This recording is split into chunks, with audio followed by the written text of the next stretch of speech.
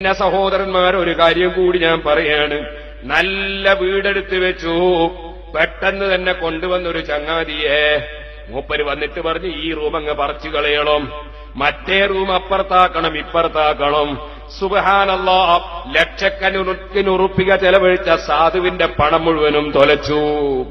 അങ്ങനെ പറഞ്ഞിട്ട് നിങ്ങളെ ബുദ്ധിമുട്ടിക്കുന്ന ചില കക്ഷികൾ അവരുടെ ദേവാലയങ്ങളിലും ദൈവങ്ങളിലുമൊക്കെയുള്ള വിശ്വാസപ്രകാരം, അവരുടെ ദൈവത്തിന്റെയും ദേവാലയങ്ങളിലുള്ളയും ചില വിശ്വാസപ്രകാരം അവരുടെ വിഗ്രഹങ്ങളുടെ തലയും കാലുമൊക്കെ നിൽക്കുന്ന സ്ഥലം നോക്കിയിട്ട്, സുബ്ഹാനല്ലാഹ്, ഞാൻ ഈ അടുത്തൊരു വീട്ടിൽ ചെന്നപ്പോ അവിടെ വണ്ടി കയറാൻ വല്ലാതെ ബുദ്ധിമുട്ടി. ഞാൻ ചോദിച്ചു, എന്തി അതിലെങ്ങ് മുറിച്ചാ പോരെ? എന്നോട് പറഞ്ഞ കന്നിമൂലയാ ഉസ്താദേ, കന്നിമൂലയാ മുറിച്ചാൽ അപ്പാട് ഹലാക്കായി പോകും. ഞാൻ ചോദിച്ചു, എന്റെ വീട്ടിന്റെ കന്നിമൂല കണ്ടിനോ നിങ്ങൾ? ഞാൻ ഇതുവരെയും ഹലാക്കാകാതെ ബാക്കിയില്ലേ? ഓ സുഹൃത്തുക്കളെ,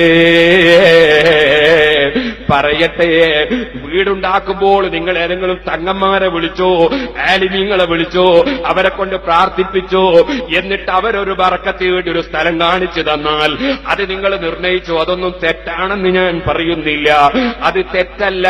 അതുപോലെ തന്നെ എഞ്ചിനീയറിംഗുമായി ബന്ധപ്പെട്ട ചില വിഷയങ്ങളുണ്ട്. കന്നിമൂല എന്ന് പറയുന്ന ഭാഗം ഒരുപക്ഷേ തെക്കൻ വെയിൽ കൊള്ളുന്ന സ്ഥലമായതുകൊണ്ട് അവിടെ ഇരിക്കുന്നവർക്ക് ആരോഗ്യം കുറയാൻ സാധ്യതയുണ്ട്. അവിടെ വെയിലെപ്പോഴും അടിച്ചുകൊണ്ടിരിക്കുന്ന ഒരു ഭാഗമാണ്.